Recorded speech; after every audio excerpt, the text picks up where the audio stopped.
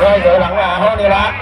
อาจจะจับเลยครับโผล่บ้านหวานมาได้เก็บแล้วเป็นคุณยังไม่ได้บ้างร้อยเลย150 นัดไปนะครับขยายวันนะครับของพี่น้องทุกคนนะครับจะป้องกันรับได้หรือไม่ได้โปรดติดตามขึ้นสูงลงซาตกได้หลายขอเชิญผู้แปดเป็นโชคดี3 2 1ไป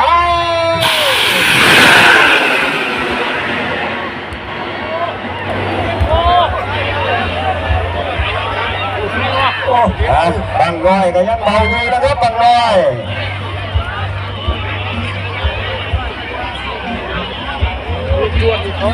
รุ่นกันไปเรื่อยๆนะครับ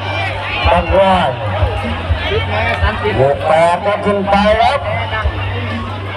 จังหวะเลือกการไปครับจังหวะ2ปันตัวนี้ยาวมาลูกยาวมายาวอีกลูกยาวอีกอ่อนเรื่องคือยอดอ่อนนะครับดันตัวยาวๆลงมานะครับ68ครับบังน้อยนั่นอยู่กับเก็บนะครับอยู่กับเรียบเก็บ230